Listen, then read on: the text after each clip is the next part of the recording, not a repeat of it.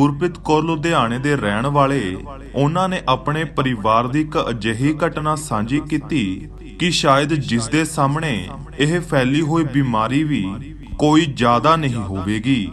ਗੁਰਪ੍ਰੀਤ ਕੌਰ ਦੱਸਦੇ ਹਨ ਕਿ ਉਹਨਾਂ ਦੇ ਪਰਿਵਾਰ ਦਾ ਪਿਛੋਕੜ ਪਾਕਿਸਤਾਨ ਤੋਂ ਹੈ। ਵੰਡ ਹੋਈ ਤਾਂ ਪਾਕਿਸਤਾਨ ਛੱਡਣਾ ਪਿਆ। ਉਸ ਸਮੇਂ ਉਹਨਾਂ ਦੇ ਪਰਿਵਾਰ ਦੇ ਵਿੱਚ ਉਹਨਾਂ ਦੇ ਦਾਦਾ ਦਾਦੀ, ਮਾਤਾ ਪਿਤਾ ਅਤੇ ਅਸੀਂ 3 ਭੈਣਾਂ ਸੀ ਜਿਨ੍ਹਾਂ ਦੀ ਉਮਰ ਹਾਲੇ ਛੋਟੀ ਹੀ ਸੀ। ਬੜਾ ਕਤਲੇ-ਆਮ ਹੋਇਆ, ਪਰ ਕਿਸੇ ਨਾ ਕਿਸੇ ਤਰ੍ਹਾਂ ਕਰਦੇ ਕਰਾਉਂਦਿਆਂ ਹੌਲੀ-ਹੌਲੀ ਕਰਕੇ ਉਹਨਾਂ ਦਾ ਪਰਿਵਾਰ ਅੰਮ੍ਰਿਤਸਰ ਸਾਹਿਬ ਪਹੁੰਚਿਆ। ਪਰ ਬੜੀ ਦੁਖਦ ਗੱਲ ਹੋਈ ਕਿ ਰਾਸਤੇ ਦੇ ਵਿੱਚ ਮੇਰੀ ਦਾਦੀ ਜੀ, ਜੋ ਕਿ ਪਹਿਲਾਂ ਹੀ ਬਿਮਾਰ ਸੀ, ਉਹਨਾਂ ਨੇ ਰਾਸਤੇ ਦੇ ਵਿੱਚ ਹੀ ਦਮ ਤੋੜ ਦਿੱਤਾ। ਸਮਾਂ ਅਜਿਹਾ ਸੀ ਕਿ ਕੁਝ ਵੀ ਕਰ ਨਹੀਂ ਸਕਦੇ ਸੀ ਅਤੇ ਬਜ਼ੁਰਗ ਮਾਂ ਦਾ ਅੰਤਿਮ ਸੰਸਕਾਰ ਮੇਰੇ ਪਿਤਾ ਜੀ ਮਾਨ ਸਿੰਘ ਕਰ ਨਾ ਸਕੇ ਤੇ ਸਮਾਂ ਦੇਖਦੇ ਹੀ ਉਹਨਾਂ ਦੀ ਲਾਸ਼ ਉੱਥੇ ਹੀ ਛੱਡ ਕੇ ਜਾਣਾ ਪਿਆ। ਪਰਿਵਾਰ ਹੌਲੀ-ਹੌਲੀ ਕਰਦਿਆਂ ਕਰਾਉਂਦਿਆਂ ਲੁਧਿਆਣੇ ਸ਼ਹਿਰ ਪਹੁੰਚ ਅਤੇ ਸੀਐਮਸੀ ਹਸਪੀਟਲ ਦੇ ਕੋਲ ਹੀ ਇੱਕ ਮੁਹੱਲਾ ਪੈਂਦਾ ਹੈ ਜੋ ਕਿ ਸ਼੍ਰੀ ਹਰਗੋਬਿੰਦ ਸਿੰਘ ਜੀ ਦੇ ਨਾਮ ਤੇ ਵਸਿਆ ਹੋਇਆ ਹੈ ਅਤੇ ਸਾਡਾ ਪਰਿਵਾਰ ਉੱਥੇ ਹੀ ਰਹਿਣ ਲੱਗ ਪਿਆ। ਪਰ ਮੇਰੇ ਪਿਤਾ ਜੀ ਪਰੇਸ਼ਾਨੀ ਦੇ ਵਿੱਚ ਰਹਿਣ ਲੱਗੇ। ਪਰੇਸ਼ਾਨੀ ਇਹ ਸੀ ਕਿ ਉਹ ਆਪਣੀ ਮਾਤਾ ਦਾ ਸੰਸਕਾਰ ਨਾ ਕਰ ਸਕੇ। ਉਹਨਾਂ ਨੂੰ ਉੱਥੇ ਹੀ ਲਾਵਾਰਿਸਾਂ ਦੇ ਵਾਂਗ ਛੱਡ ਦਿੱਤਾ ਗਿਆ। ਮੇਰੇ ਪਿਤਾ ਦਾ ਆਪਣੀ ਮਾਂ ਦੇ ਨਾਲ ਕਾਫੀ ਮੋਹ ਸੀ, ਇਸ ਕਰਕੇ ਉਹ ਪਰੇਸ਼ਾਨ ਸੀ। ਉਹਨਾਂ ਦੇ ਦਿਲ ਤੇ ਦਿਮਾਗ ਦੇ ਉੱਤੇ ਬੈਠ ਗਈ। ਰੋਂਦੇ ਰਹਿੰਦੇ ਸੀ ਕਿ ਯਾਦ ਕਰਦੇ ਹੋਏ ਕਿਹਾ ਕਰਦੇ ਸੀ ਕਿ ਮੇਰੀ ਮਾਂ ਨੇ ਮੈਨੂੰ ਬਹੁਤ ਪਿਆਰ ਦਿੱਤਾ ਤੇ ਮੈਂ ਉਹਨਾਂ ਨੂੰ ਉੱਥੇ ਹੀ ਲਾਵਾਰਿਸਾਂ ਦੇ ਵਾਂਗ ਛੱਡ ਆਇਆ। ਮੈਂ ਆਪਣੀ ਮਾਂ ਦੇ ਲਈ ਕੁਝ ਨਾ ਕਰ ਸਕਿਆ। ਬਚਪਨ ਦੇ ਵਿੱਚ ਉਹ ਮੇਰੇ ਕੇਸਾਂ ਨੂੰ ਦਹੀਂ ਦੇ ਨਾਲ ਇਸ਼ਨਾਨ ਕਰਾਉਂਦੀ ਸੀ। ਪਹਿਲਾਂ ਸਮਿਆਂ ਦੇ ਵਿੱਚ ਦਹੀਂ ਦੇ ਨਾਲ ਹੀ ਕੇਸ ਧੋਦੇ ਸੀ ਤਾਂ ਜੋ ਉਹ ਲੰਬੇ ਰਹਿਣ ਤੇ ਵਧੀਆ ਰਹਿਣ। ਮੇਰੇ ਮਾਤਾ ਜੀ ਮੇਰੇ ਕੇਸਾਂ ਨੂੰ ਦਹੀਂ ਦੇ ਨਾਲ ਧੋਂਦੇ ਸੀ ਅਤੇ ਕਿਹਾ ਕਰਦੀ ਸੀ ਕਿ ਪੁੱਤ ਕਦੇ ਕੇਸ ਨਾ ਕਟਵਾਵੀਂ। ਇਹ ਗੁਰੂ ਗੋਬਿੰਦ ਸਿੰਘ ਮਹਾਰਾਜ ਜੀ ਦੀ ਮੋਹਰ ਹਨ। ਮੇਰੀ ਮਾਤਾ ਮੇਰੇ ਕੇਸਾਂ ਦਾ ਧਿਆਨ ਰੱਖਦੀ ਸੀ ਅਤੇ ਨਾਲ ਹੀ ਨਾਲ ਪਿਆਰ ਦੇ ਨਾਲ ਮੇਰੇ ਸਿਰ ਤੇ ਹੱਥ ਫੇਰ ਕੇ ਇੰਜ ਵੀ ਕਿਹਾ ਕਰਦੀ ਸੀ ਕਿ ਆਪਣੇ ਕੇਸ ਕਦੀ ਨਾ ਕਟਵਾਵੀਂ। ਸੋ ਅਜਿਹੀਆਂ ਗੱਲਾਂ ਯਾਦ ਕਰ ਮਾਨ ਸਿੰਘ ਮੇਰੇ ਪਿਤਾ ਜੀ ਰੋਂਦੇ ਰਹਿੰਦੇ। ਪਰ ਅਚਾਨਕ ਇੱਕ ਦਿਨ ਉਹਨਾਂ ਦੇ ਸਿਰ ਦੇ ਵਿੱਚ ਦਰਦ ਹੋਣ ਲੱਗਿਆ। ਮੇਰੇ ਦਾਦਾ ਜੀ ਉਸ ਸਮੇਂ ਕਾਫੀ ਬਜ਼ੁਰਗ ਸੀ। ਉਹ ਉਹਨਾਂ ਨੂੰ ਲੈ ਕੇ ਸੀਐਮਸੀ ਹਸਪੀਟਲ ਗਏ। ਉਹਨਾਂ ਸਮਿਆਂ ਦੇ ਵਿੱਚੋਂ ਇੱਕੋ ਇੱਕ ਅੰਗਰੇਜ਼ਾਂ ਦਾ ਹਸਪੀਟਲ ਲੁਧਿਆਣੇ ਦੇ ਵਿੱਚ ਸੀਐਮਸੀ ਹੀ ਹੁੰਦਾ ਸੀ ਤੇ ਮੇਰੇ ਦਾਦਾ ਜੀ ਸੀਐਮਸੀ ਉਹਨਾਂ ਨੂੰ ਲੈ ਕੇ ਗਏ ਤੇ ਉੱਥੇ ਉਹਨਾਂ ਨੂੰ ਚੈੱਕ ਕਰਵਾਇਆ। ਡਾਕਟਰਾਂ ਨੇ ਮੈਡੀਸਿਨ ਦਿੱਤੀ ਤੇ ਵਾਪਿਸ ਭੇਜ ਦਿੱਤਾ। ਫਿਰ ਕੁਝ ਕੁ ਦਿਨਾਂ ਦਵਾਈ ਖਾਣ ਤੋਂ ਬਾਅਦ ਦਰਦ ਸ਼ੁਰੂ ਹੋ ਗਿਆ ਤੇ ਉਂਝ ਹੀ ਵੱਧ ਗਿਆ ਤੇ ਫਿਰ ਉਹਨਾਂ ਨੂੰ ਸੀਐਮਸੀ ਹਸਪੀਟਲ ਲੈ ਕੇ ਗਏ। ਜਦੋਂ ਡਾਕਟਰਾਂ ਨੂੰ ਸ਼ੱਕ ਹੋਇਆ ਤੇ ਉਹਨਾਂ ਡਾਕਟਰਾਂ ਨੇ ਟੈਸਟ ਕਰਵਾਏ ਅਤੇ ਕੁਝ ਸਮੇਂ ਬਾਅਦ ਟੈਸਟਾਂ ਦੀ ਰਿਪੋਰਟ ਆਈ। ਉਹਨਾਂ ਨੂੰ ਡਾਕਟਰ ਨੇ ਆਪਣੇ ਕਮਰੇ ਦੇ ਵਿੱਚ ਬੁਲਾ ਲਿਆ। ਡਾਕਟਰਾਂ ਨੇ ਮੇਰੇ ਦਾਦਾ ਜੀ ਨੂੰ ਪੁੱਛਿਆ ਕਿ ਇਹ ਤੁਹਾਡੇ ਕੀ ਲੱਗਦੇ ਹਨ। ਮੇਰੇ ਦਾਦਾ ਜੀ ਕਹਿਣ ਲੱਗੇ ਕਿ ਮੈਂ ਇਸ ਦਾ ਬਾਪ ਹਾਂ। ਇਸ ਦੀਆਂ ਛੋਟੀਆਂ-ਛੋਟੀਆਂ ਲੜਕੀਆਂ ਹਨ ਤੇ ਆਪਣੀ ਮਾਂ ਦੇ ਦੁੱਖ ਦੇ ਵਿੱਚ ਹੀ ਰੋਂਦਾ ਰਹਿੰਦਾ ਹੈ ਤੇ ਪਰੇਸ਼ਾਨ ਰਹਿੰਦਾ ਹੈ। ਡਾਕਟਰਾਂ ਨੇ ਕਿਹਾ ਕਿ ਮੈਂ ਤੁਹਾਡੇ ਕੋਲੋਂ ਕੁਝ ਲੁਕਾਉਣਾ ਨਹੀਂ ਚਾਹੁੰਦਾ। ਇਹ ਇਹਨਾਂ ਦੀ ਰਿਪੋਰਟਾਂ ਆਈਆਂ ਹਨ ਜਿਨ੍ਹਾਂ ਦੇ ਵਿੱਚ ਇਹਨਾਂ ਦਾ ਰੋਗ ਦਾ ਪਤਾ ਲੱਗਿਆ ਹੈ। ਇਹਨਾਂ ਦੇ ਸਿਰ ਦੇ ਵਿੱਚ ਇੱਕ ਰਸੌਲੀ ਹੈ। ਉਸਨੇ ਉਸ ਸਮੇਂ ਮੇਰੇ ਦਾਦਾ ਜੀ ਨੂੰ ਕੁਝ ਸਮਝ ਨਹੀਂ ਲੱਗੀ ਤੇ ਉਹਨਾਂ ਡਾਕਟਰਾਂ ਨੂੰ ਕਿਹਾ ਕਿ ਇਸ ਦਾ ਇਲਾਜ ਕੀ ਹੈ। ਡਾਕਟਰਾਂ ਨੇ ਕਿਹਾ ਕਿ ਸਿਰ ਦਾ ਆਪਰੇਸ਼ਨ ਹੀ ਇਸ ਦਾ ਇਲਾਜ ਹੈ, ਪਰ ਉਸ ਦੇ ਵਿੱਚ ਕੋਈ ਗਾਰੰਟੀ ਨਹੀਂ। ਆਪਰੇਸ਼ਨ ਕਰਦਿਆਂ ਮੌਤ ਵੀ ਹੋ ਸਕਦੀ ਹੈ ਤੇ ਬੰਦਾ ਬਚ ਵੀ ਸਕਦਾ ਹੈ।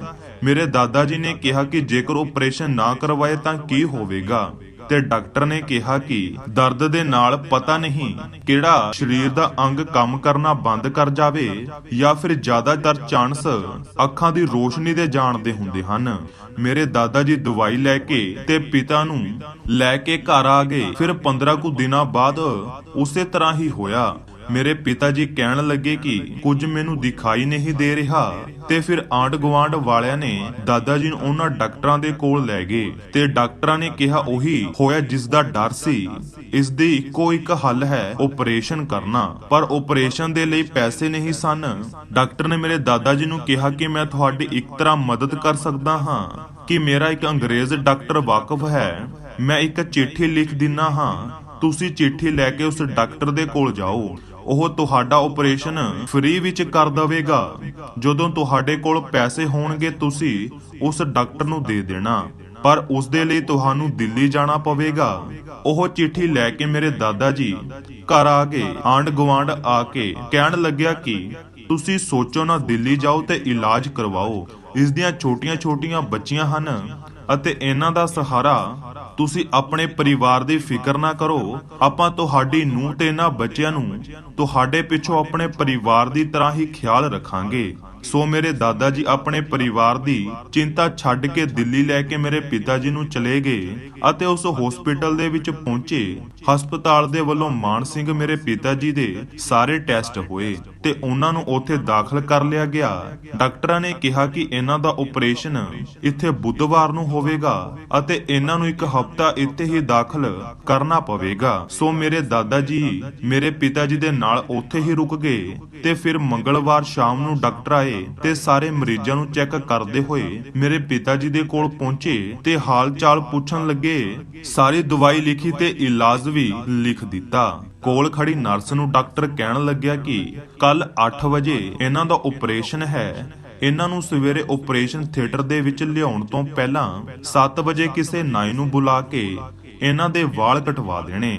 ਇਹ ਗੱਲ ਕਹਿ ਕੇ ਡਾਕਟਰ ਤਾਂ ਉੱਥੋਂ ਚਲਾ ਗਿਆ, ਪਰ ਡਾਕਟਰ ਦੀ ਇਹ ਗੱਲ ਸੁਣ ਕੇ ਮੇਰੇ ਪਿਤਾ ਜੀ ਦੇ ਦਿਲ ਤੇ ਦਿਮਾਗ ਉੱਤੇ ਸੱਟ ਵੱਜੀ।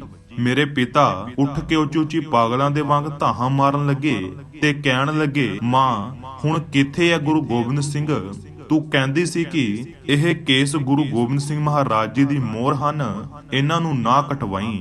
ਹੁਣ ਕਿੱਥੇ ਹੈ ਗੁਰੂ ਗੋਬਿੰਦ ਸਿੰਘ ਜਦੋਂ ਮੇਰੇ ਕੇਸ ਕੱਟ ਹੋਣ ਵਾਲੇ ਨੇ? ਉੱਚੀ ਮੇਰੇ ਪਿਤਾ ਜੀ ਬੋਲਦੇ ਰਹੇ। ਇਸੇ ਤਰ੍ਹਾਂ ਆਪਣੇ ਪੁੱਤ ਨੂੰ ਭੁੱਬਾ ਮਾਰਦੇ ਰੋਂਦਿਆਂ ਦੇਖ ਮੇਰੇ ਦਾਦਾ ਜੀ ਵਾਰਡ ਦੇ ਵਿੱਚੋਂ ਬਾਹਰ ਆ ਕੇ ਰੋਣ ਲੱਗ ਪਏ। ਰੋਂਦਿਆਂ ਮੇਰੇ ਪਿਤਾ ਜੀ ਨੂੰ ਅਹਿਸਾਸ ਹੋਇਆ ਕਿ ਕੋਈ ਉਹਨਾਂ ਦੇ ਕੋਲ ਆ ਕੇ ਸਿਰ ਦੇ ਉੱਤੇ ਹੱਥ ਫੇਰ ਕੇ ਕਹਿ ਰਿਹਾ ਹੈ ਕਿ ਪੁੱਤ ਇੰਜ ਨਾ ਬੋਲ, ਗੁਰੂ ਗੋਬਿੰਦ ਸਿੰਘ ਮਹਾਰਾਜ ਜੀ ਹਮੇਸ਼ਾ ਹੀ ਸਾਡੇ ਅੰਗ ਸੰਗ ਹਨ, ਉਹ ਤੇਰੇ ਕੋਲ ਹੀ ਹਨ।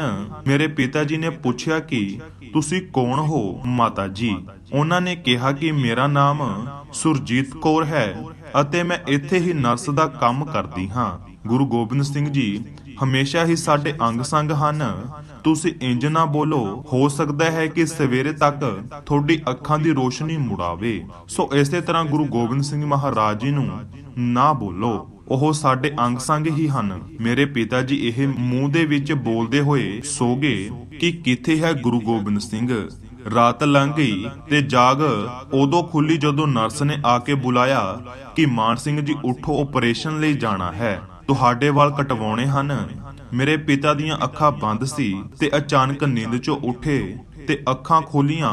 ਹੈਰਾਨੀ ਉਦੋਂ ਹੋਈ ਜਦੋਂ ਉਹਨਾਂ ਨੂੰ ਸਭ ਕੁਝ ਦਿਖਾਈ ਦੇਣ ਲੱਗਿਆ। ਮੇਰੇ ਪਿਤਾ ਜੀ ਉੱਚੀ ਬੋਲਣ ਲੱਗੇ ਕਿ ਮੈਂ ਵਾਲ ਨਹੀਂ ਕਟਵਾਉਣੇ, ਮੈਨੂੰ ਸਭ ਕੁਝ ਦਿਖਾਈ ਦੇ ਰਿਹਾ ਹੈ। ਕਿਸੇ ਨੂੰ ਕੁਝ ਵੀ ਸਮਝ ਨਹੀਂ ਆ ਰਿਹਾ ਸੀ ਤੇ ਆਵਾਜ਼ਾਂ ਸੁਣ ਕੇ ਡਾਕਟਰ ਵੀ ਉਸ ਕਮਰੇ ਦੇ ਵਿੱਚ ਆ ਗਏ। ਮੇਰੇ ਪਿਤਾ ਜੀ ਦੀ ਗੱਲ ਨਾ ਮੰਨ ਕੇ ਡਾਕਟਰ ਕਹਿਣ ਲੱਗਿਆ ਕਿ ਮਾਨ ਸਿੰਘ ਤੂੰ ਡਰ ਚੁੱਕਿਆ ਹੈ, ਜੇਕਰ ਤੇਰੇ ਵਾਲ ਨਹੀਂ ਕੱਟਾਂਗੇ ਤਾਂ ਆਪਰੇਸ਼ਨ ਕਿਵੇਂ ਹੋਵੇਗਾ? ਪਰ ਮੇਰੇ ਪਿਤਾ ਜੀ ਕਹਿੰਦੇ ਰਹੇ ਕਿ ਮੈਂ ਵਾਲ ਨਹੀਂ ਕਟਵਾਉਣੇ, ਮੈਨੂੰ ਸਭ ਕੁਝ ਦਿਖਾਈ ਦੇ ਰਿਹਾ ਹੈ ਤੇ ਨਾ ਹੀ ਮੈਂ ਕੋਈ ਆਪਰੇਸ਼ਨ ਕਰਵਾਉਣਾ ਹੈ। ਜਦੋਂ ਡਾਕਟਰਾਂ ਦੇ ਪੁੱਛਣ ਤੋਂ ਬਾਅਦ ਹਸਪੀਟਲ ਦੇ ਪਰਦੇ ਅਤੇ ਮਰੀਜ਼ਾਂ ਦੇ ਕੱਪੜਿਆਂ ਦੇ ਰੰਗ ਦੱਸਿਆ ਤਾਂ ਡਾਕਟਰ ਵੀ ਹੈਰਾਨ ਹੋ ਗਏ ਕਿ ਇਹ ਕਿਸ ਤਰ੍ਹਾਂ ਮੁਮਕਿਨ ਹੈ। ਉਸ ਤੋਂ ਬਾਅਦ ਉਸ ਡਾਕਟਰ ਨੇ ਵੱਡੇ ਡਾਕਟਰ ਅਤੇ ਅੰਗਰੇਜ਼ ਨੂੰ ਵੀ ਬੁਲਾਇਆ ਤੇ ਦੁਬਾਰੇ ਸਾਰੇ ਟੈਸਟ ਕੀਤੇ। 3 ਘੰਟਿਆਂ ਬਾਅਦ ਟੈਸਟ ਦੀ ਰਿਪੋਰਟ ਆਈ। ਉਹ ਸਾਰੇ ਡਾਕਟਰ ਉਸ ਦੇ ਕੋਲ ਹੀ ਆਏ ਤੇ ਕਹਿਣ ਲੱਗੇ, ਪਰਮਾਤਮਾ ਗੋਡ ਦਾ ਚਮਤਕਾਰ ਹੋਇਆ ਹੈ, ਤੇਰੀਆਂ ਸਾਰੀਆਂ ਰਿਪੋਰਟਾਂ ਆ ਚੁੱਕੀਆਂ ਹਨ, ਜਿਨ੍ਹਾਂ ਦੇ ਵਿੱਚ ਇਹ ਆਇਆ ਹੈ ਕਿ ਤੇਰੇ ਸਿਰ ਦੇ ਵਿੱਚ ਕੋਈ ਵੀ ਰਸੋਲੀ ਨਹੀਂ ਹੈ, ਤੂੰ ਬਿਲਕੁਲ ਠੀਕ ਹੈ।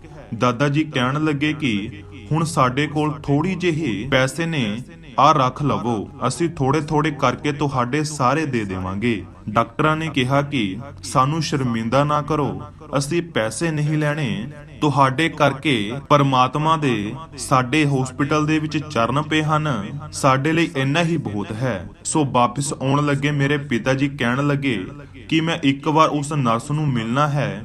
ਜਿਸ ਨੇ ਮੇਰੀ ਸਿਰ ਦੇ ਉੱਤੇ ਹੱਥ ਫੇਰ ਕੇ ਕਿਹਾ ਕਿ ਹੋ ਸਕਦਾ ਹੈ ਸਵੇਰ ਤੱਕ ਤੇਰੀ ਅੱਖਾਂ ਦੀ ਰੋਸ਼ਨੀ ਵਾਪਸ ਮੁੜ ਆਵੇ। ਜਦੋਂ ਡਾਕਟਰਾਂ ਨੂੰ ਪੁੱਛਿਆ ਕਿ ਤੁਹਾਡੇ ਕੋਲ ਉਹ ਕੰਮ ਕਰਦੇ ਹਨ ਜਿਸ ਦਾ ਨਾਮ ਸੁਰਜੀਤ ਕੌਰ ਹੈ, ਉਸ ਦੇ ਨਾਲ ਇੱਕ ਵਾਰੀ ਮਿਲਵਾ ਦਿਓ। ਡਾਕਟਰਾਂ ਨੇ ਆਪਣੇ ਸਟਾਫ ਦੀ ਸਾਰੀ ਲਿਸਟ ਚੈੱਕ ਕੀਤੀ ਅਤੇ ਕਿਹਾ ਕਿ ਸਾਡੇ ਕੋਲ ਇਸ ਨਾਮ ਦੀ ਕੋਈ ਵੀ ਨਰਸ ਕੰਮ ਨਹੀਂ ਕਰਦੀ।